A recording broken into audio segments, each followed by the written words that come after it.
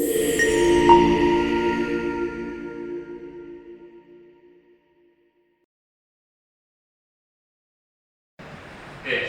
warahmatullahi wabarakatuh. Waalaikumsalam warahmatullahi wabarakatuh. Saya ucapkan selamat datang teman-teman di ruangan yang sangat berbeda dibanding sebelum-sebelumnya. Kalau biasanya saya membahas tentang N1 kemerdekaan, tapi pada kesempatan kali ini saya akan membahas tentang proyek P5 NA. Mungkin sudah tidak asing di angkatan kalian gitu ya, karena di tahun kemarin kalian sudah menjalani ini. Dan tahun kemarin kalau tidak salah proyeknya adalah pemilihan proses betul ya? Dan dalam kali ini saya akan memberikan sebuah proyek yang agak sedikit berbeda dibandingkan tahun sebelumnya. Tema besar untuk minggu ini adalah suara demokrasi. Dan ini memang sengaja kami pilih minggu ini dikarenakan momen minggu ini cukup tepat. Kenapa? Karena satu hal adalah berkaitan dengan hal-hal yang terjadi pada minggu kemarin. 3 foto di samping merupakan 3 peristiwa penting di beberapa daerah di Indonesia. Nggak pernah dibayangkan sebelumnya orasi ataupun demonstrasi yang awalnya cukup damai tiba-tiba di 2 hari atau 5 hari kemarin cukup berapi-api. Foto paling bawah itu berdiri, paling samping sebelah sana Surabaya, dan paling kanan itu di Bandung. Semuanya berapi-api. Tapi yang paling unik adalah muncul sebuah satu hashtag teman-teman. Hashtag itu adalah Rest in Peace Demokrasi. Pertanyaannya adalah, kalian tahu demokrasi? Pernah diajar nggak? Harusnya pernah. Entah di MTS ataupun di ALI kelas 10 atau kelas 11, harusnya pernah mengalami pembelajaran demokrasi. Tapi kita tahunya demokrasi hanya mirip politis. Tapi demokrasi itu apa sih? Gak tahu. Protes. Hampir. Ada lagi? Gak ada? Oke. Kasus kalian sama dengan salah kemarin ada yang sosok yang viral gitu ya, di sebuah sosial media di Instagram. Ada seorang wartawan yang mewawancarai seorang demonstrator. Dia agak berapi-api ngomong kasar kepada DPR kayak gitu, tapi diambil seorang wartawan. Ditanya, kamu ngapain di sini? Saya ingin menghidupkan demokrasi. Demokrasi itu apa? Demokrasi adalah demo.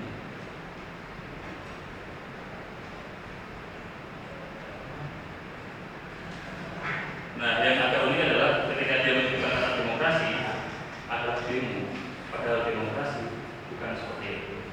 Kalau kalian tidak mengetahui demokrasi itu apa, mari kita ulas sedikit teman-teman semuanya. Langsung. Mari kita ulas sedikit tentang demokrasi itu seperti apa dan bagaimana. Saya tidak ingin nama-nama mencatat demokrasi karena akan sangat dibahas dalam kuliah nanti ini. Entah nanti kalau terjadi kemampuan ataupun kayak Pak Lutfi misalnya, wacana dulu beliau kemampuan di UIN Sunan Kalijaga, kata Pak Lutfi dan sebagainya. Dan saya harap kalian mengetahui apa itu demokrasi. Jadi demokrasi berasal dari kata demos dan kratos, yang berarti adalah pemerintahan dari rakyat, oleh rakyat, dan untuk rakyat. Dan pada mulanya demokrasi berasal dari Yunani 5 sebelum Masehi. Pada waktu itu demokrasi tidak seperti ini, tidak mencoblosan, tidak menempel, tidak ada sebelumnya. Demokrasi sesederhana ketika raja punya sebuah masalah, tapi dia nggak tahu masalahnya bagaimana. Akhirnya dia mengundang berbagai orang yang dianggap layak untuk mendiskusikan beberapa kasus. Dan akhirnya sepakati, maaf masalahnya seperti ini, sepakati solusinya seperti ini. Mungkin kan berpikir kita bukan itu kayak musyawarah ya? Iya memang kayak musyawarah. Demokrasi itu kayak musyawarah sebenarnya. Tapi kenapa yang dimunculkan di pengetahuan itu bukan musyawarahnya, tapi demokrasi. Dan kenapa harus berasal dari Yunani? Bukankah sebelum-sebelumnya sudah ada seperti itu di Islam? Teman-teman, saya harus ngomong satu hal, bahwa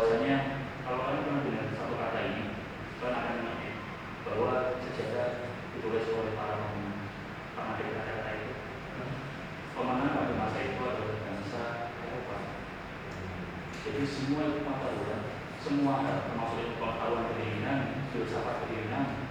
Kalau di Islam sudah ada sebelumnya. Demokrasi pun lain milik Yunani. Padahal di Islam sudah ada musyawarah sebelumnya. Betul ya?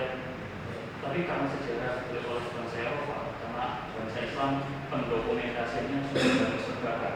Di bahasa itu kalau kalian ingat Taman Salib ada sebuah perpustakaan cukup gede banget menyimpan seluruh peradaban Islam dibakar dan seketika lenyap semuanya. Alhasil kayak riset dan menemukan Yunani sudah menggunakan prinsip demokrasi. Akhirnya keluar, berarti Yunani yang pertama kali menggunakan prinsip demokrasi. Ada sebetulnya tidak. Jadi bangkit. Dan kalau kalian bertanya-tanya kenapa dikit Eropa atau kenapa dikit Yunani, ya karena itu karena pemenangnya bangsa Eropa bersejarah terus Eropa. Itu apa sih? Kita next slide dikit. Demokrasi dunia berasal dari Romawi kuno. Dan kalau kita dikit, bukan kata Romawi itu kerajaan, bukan republik. Ada 3 fase ketika bangsa Romawi menjalani kehidupan. Yang pertama adalah kerajaan Romawi. Yang kedua adalah Republik Romawi. Yang ketiga adalah kekaisaran Romawi yang kita kenal dengan Imperium Romawi yang sampai Turki atau yang kita kenal sebagai Bizantin. Masih ingat ya? Jadi pada masa itu Raja Romawi hanya sampai di 7 silsilah doang. Setelah itu masyarakat agak berat karena banyak atau otoriter, karena segala hal yang dimiliki warganya boleh diambil secara paksa. Dan itu milik negara. Andai kan ada masyarakat yang punya kuda putih gitu, aku pengen tak ambil tanpa dia boleh menolak. Artinya rakyat mulai agak besar, kita nggak bisa gini, kita aja berarti buat aja tuh, nggak buat diri sendiri. Akhirnya rakyat Romawi bersatu dan akhirnya mereka semuanya melengsarkan Raja Romawi. Dan akhirnya mereka bisa membuat semacam DPR-nya versi mereka dan MPR-nya versi mereka. Itu demokrasi modern pertama teman-teman. Itu embryo ini. Setelah itu karena rasa nggak puas, raja yang lama nggak suka. Dulu tuh aku bersama, sekarang jadi rakyat biasa. Aku nggak suka. Akhirnya dia segala uang yang dia miliki, dia akhirnya mengkudeta republik yang besar dari Romawi dan akhirnya menjadi Imperium Romawi. Karena itu abad 17 dan 18 menjadi kebangkitan demokrasi teman-teman semua.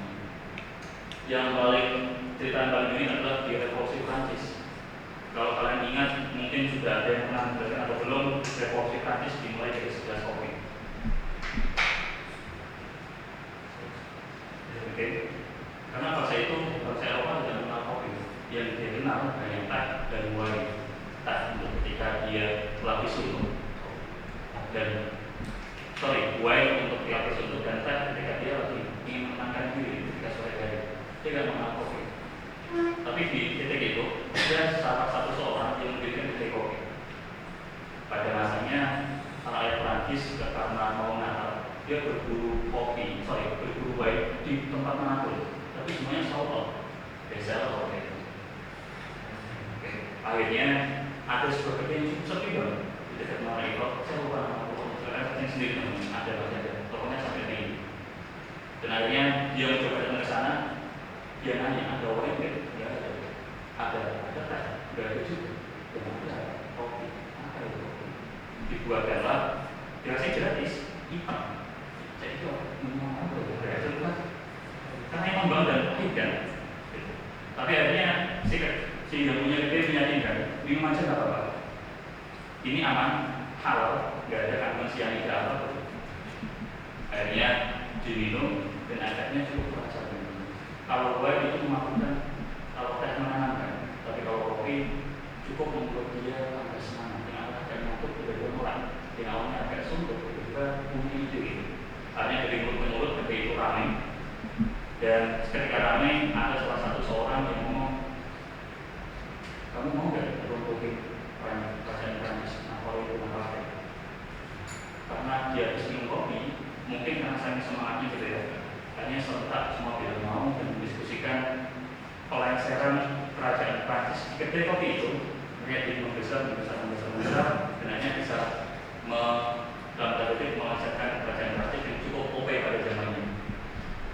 Sebenarnya lancar dan diganti relatif sampai hari ini. Efek dari itu,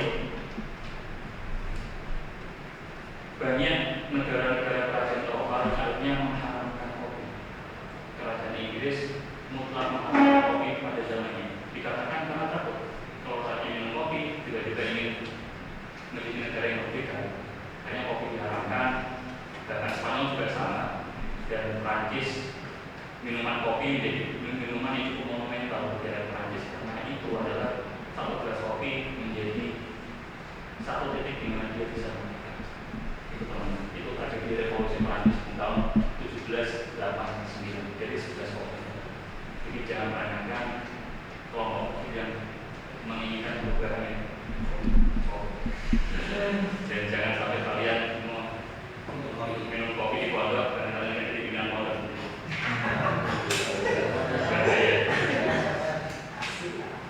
Oke, kita lanjut next agak lebih cepat dikit karena tadi di yang luar sebelah agak cukup lama di materi tentang kopi. Dan kalau kita ngomongin demokrasi di Indonesia ada beberapa fase. Masih ingat fase-fasenya? Masih ingat ya? Atau udah lupa?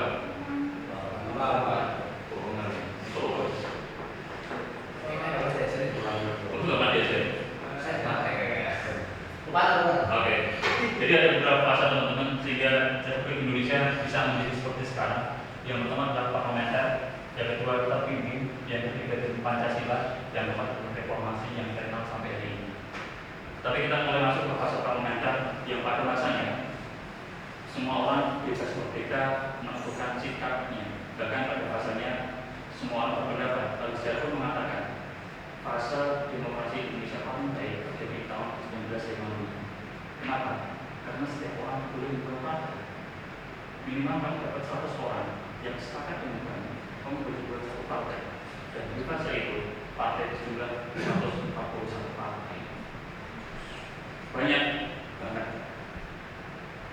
191 partai bertarung dalam kursi DPR. Akhirnya pemilu berlangsung dan top 5-nya adalah yang pertama PDIP, yang kedua Golkar pada zamannya, yang ketiga NU, yang keempat Masyumi, yang kelima PKI. Itu partai top 5. Satu apa?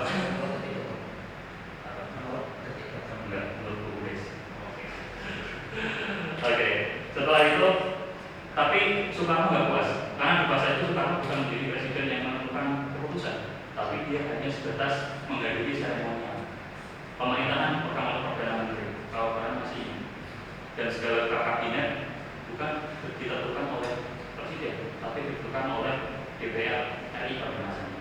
Akhirnya Soekarno mulai bilang, aku presiden, tapi kamu nggak punya kekuasaan apapun. Akhirnya dia mengeluarkan sebuah statement yang dikenal sebagai Dekret 5 Juni. Masih ingat? Pernah ya? Dia menyatakan bahwasanya semua kekuasaan kembali pada presiden.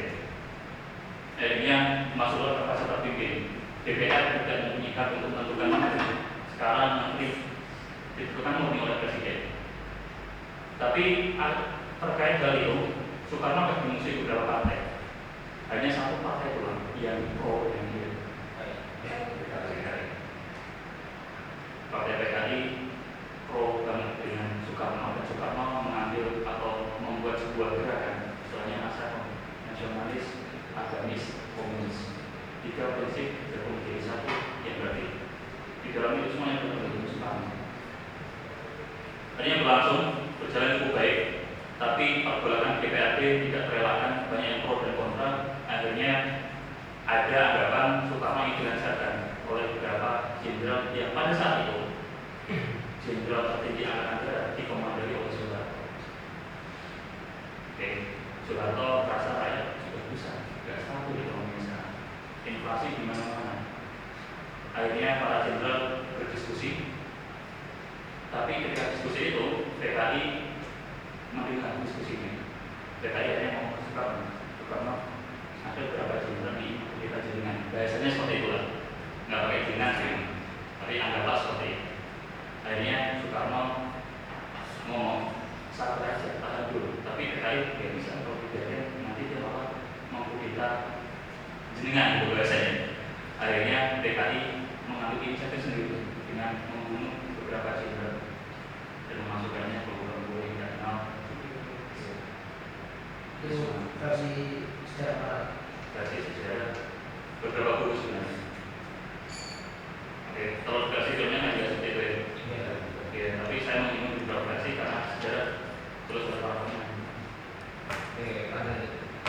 Akhirnya setelah itu Soekarno kaget kenapa harus dibunuh, karena itu juga menghadirkan kredibilitas Soekarno itu sendiri.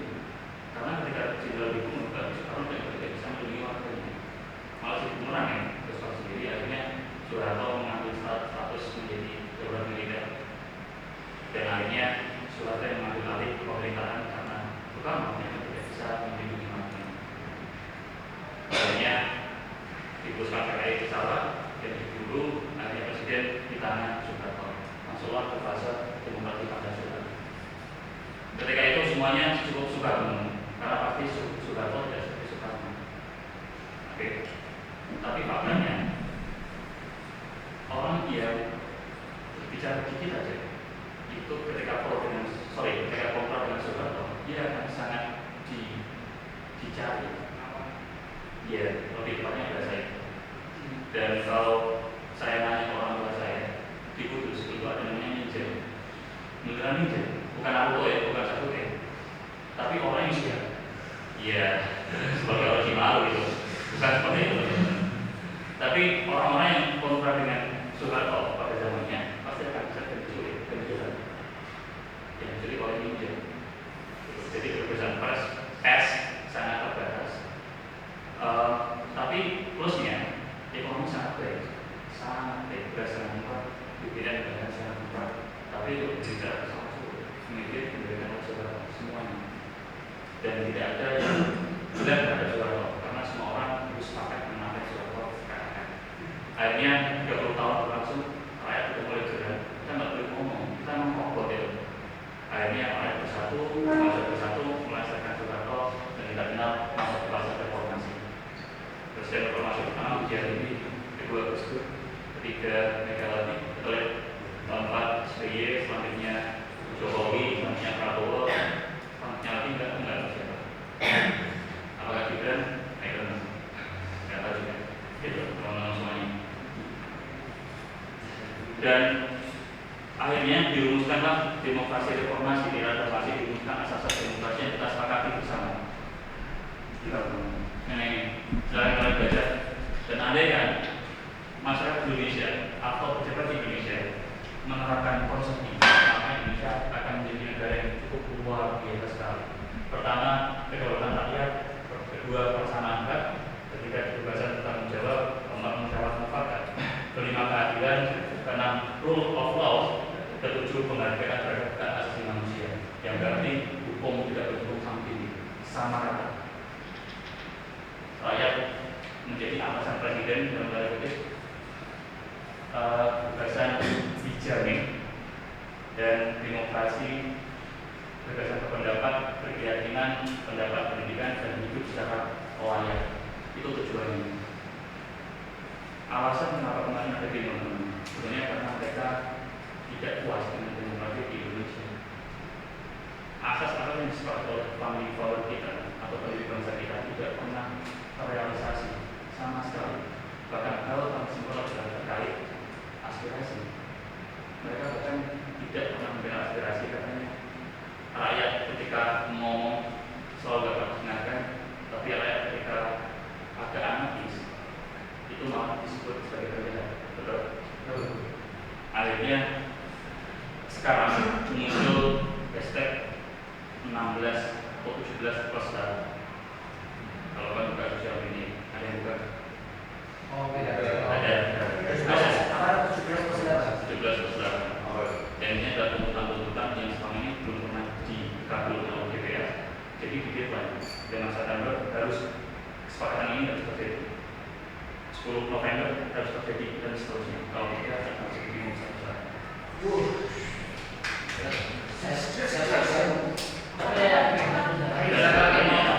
Dan deadline-nya itu kemarin seharusnya kita September, tapi ada dua hal yang belum di ACC oleh DPR. Jadi kemarin ada demo, tapi nggak sebanyak itu juga gitu. Karena yang demo yang paham substansi demo dan niat awal demonya, bukan demo yang fomo-fomo dong.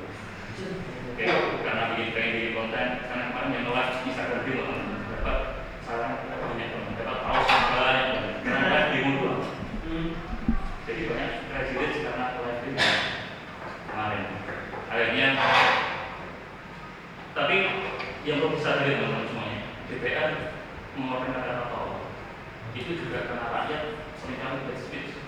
sosial media para DPR gitu ya.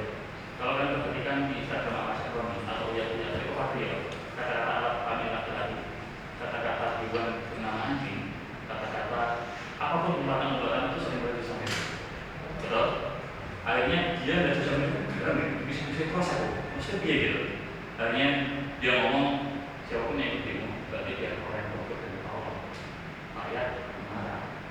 Akhirnya terjadi sekarang di Indonesia. Belum lagi kasus di Padu, kalau kalian masih ingat, ketika waktu itu Sudirwo mengeluarkan pajak 200%, tapi masyarakat menolak, tapi dengan ungkapan yang tidak pantas dan bisa-bisa dengan kantor NPE. Betul, dan WA anaknya itu disadap, jadi bisa-bisa banyak orang. Masyarakat yang pasti kan yang bisa itu kan banyak.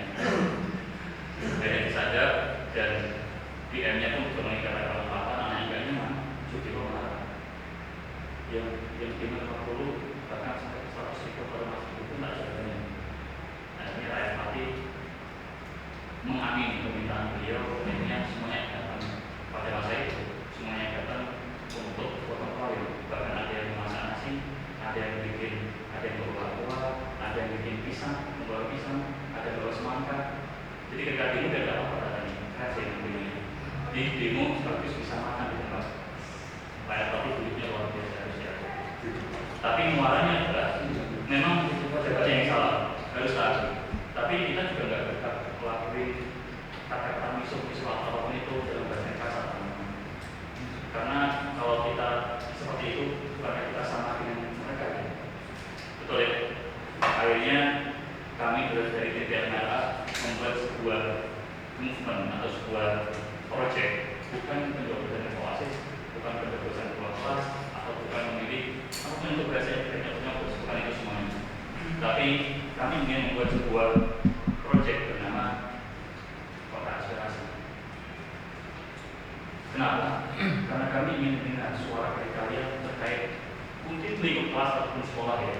Jangan kalau tidak, karena saya di atas sekolah. Kalau pondok itu nggak iya.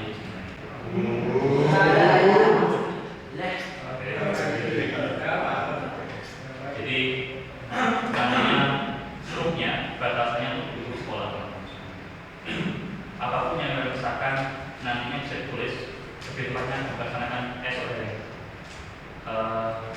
Kami akan masuk kelas kalian di jam kedua juga sampai jam ketiga dan keempat. Dan kalian silakan dimasukkan ke dalam kotak yang kami siapkan. Apapun yang kalian sampaikan akan kita musyawarahkan satu depan. Itu rencana. Kenapa teman-teman kami ingin seperti itu agar kami tidak membakar uang bahaya banget. Atau kalian membakar media, membakar dirinya, kopi kalian dibakar, terus kalian dirimu.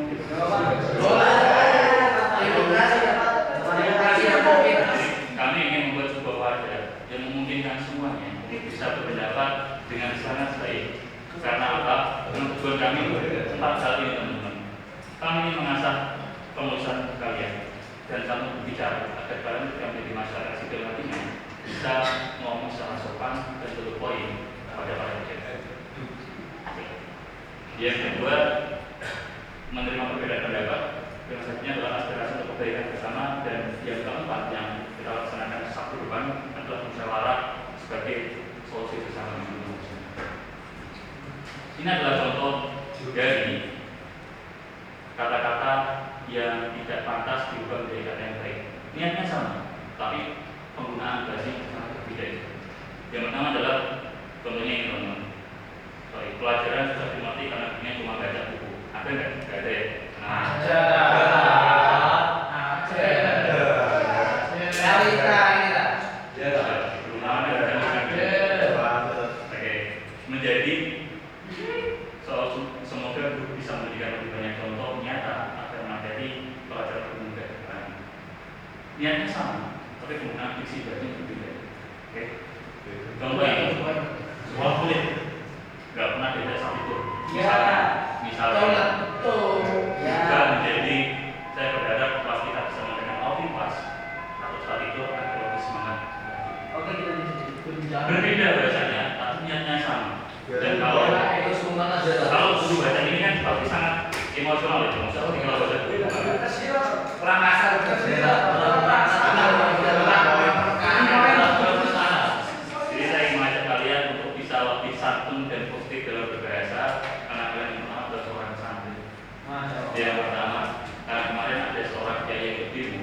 dan demonya cukup santai menurut saya. Beneran, ketika ada sholat mengajak orang untuk sholat jamaah di jalan. Saya lupa namanya dari Jawa Barat. Oke, setelah itu ketika akhirnya anarkis pun si sosok kayak itu bisa mendamaikan para demonstran dikarenakan dia sangat berhubungan dengan kayak dan mungkin karena akan mengalami peran yang sama di masa depan mungkin. Jadi saya mengajak kalian untuk berlatih pada pagi hari ini dan membentuk beberapa kelompok. Sekarang ada beberapa orang. Oke, silakan kalian berhitung 1 sampai 5 dimulai dari sebelah sana dan nantinya akan berkumpul dengan kelompoknya masing-masing. 1,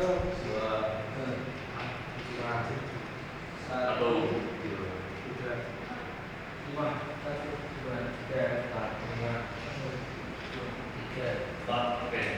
Ada yang 4 orang, ada yang 5 orang.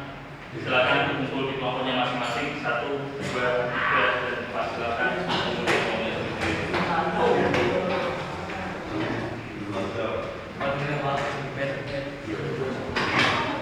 Dan kemudian ini 2, 1 sebelah sini, 3 sebelah sana, 4 sebelah sana. 5 belakangnya. Partai apa bebas? Partai yang dia bebas.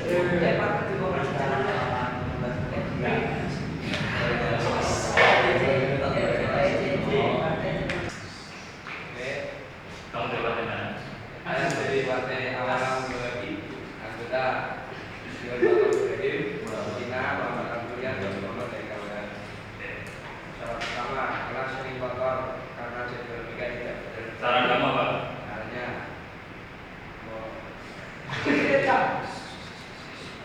Dijawab siapa yang jawab? Apa?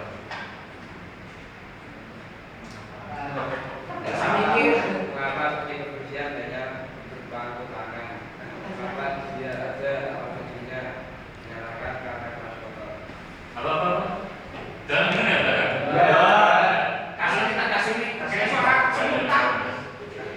keras dikit. Jawab. Mengapa bikin kebersihan hanya berpangku tangan? Mengapa dia ada fungsinya menyalakan karena kelas kotor? Oke, yang kedua. Siswa terlambat masuk kelas belajar terganggu. Sekarang saya harap tidak mendapatkan suasana kelas yang monoton dan kurang menarik sehingga saya tertidur. Oke, yang ketiga. Suasana kelas sering gaduh saat guru menjelaskan. Oke. Karena mereka ingin diberikan refreshing.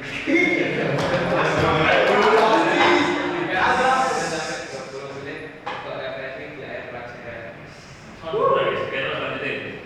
Adalah kipas angin rusak kalau dibalas dan tidak nyaman. Saran berbeda kipas ada tidak balas dan nyaman. Masalah kegiatan ekstrakurikuler terbatas kurang variasi. Saran kegiatan yang kurang terorganisir dan tidak stabil, mengajar dan mobilitas kurang memadai. Oke, tepuk tangan semuanya. Baik, teman-teman semuanya, karena jamnya sudah habis. Jadi kita akan lakukan esok hari. Saya akan datang bersama dengan Pak Alam dan Pak Giri, kelas kalian semuanya untuk menjelaskan dan memulai proyek yang akan kita laksanakan pada minggu ini. Sampai jumpa semuanya. Ya, ada saya. Nanti kita akan berjumpa lagi esok hari dan jaga kesehatan teman-teman semuanya. Makanya itu diisi pakai masker kalau bisa. Masker pembawa pun apa? Itu aja dari saya. Kronologinya saya mohon maaf. Wassalamualaikum warahmatullahi wabarakatuh. Tindak lanjut dari yang kemarin ya, yang ada di lab. Sekarang kita mulai aspirasinya, kalian nanti tulis dengan bahasa yang sopan santun ya. Terserah pemikiran kalian, ide kalian, saran kalian keluarkan semua di nanti cari kertas yang saya bagi, kemudian nanti kalian kumpulkan ya. Yang sebelah kiri saya ini nanti cuma 3, yang sebelah kanan saya ini cuma 4. Paham ya? Nanti saya kasih waktu 15 menit untuk kalian menulis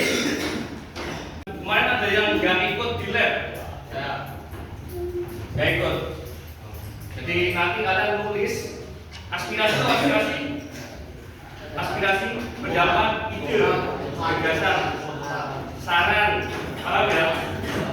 Nanti kalian tulis dengan alasannya juga. Terserah kalian mau tulis dengan nama kalian atau tidak. Yang penting nanti dikumpulkan.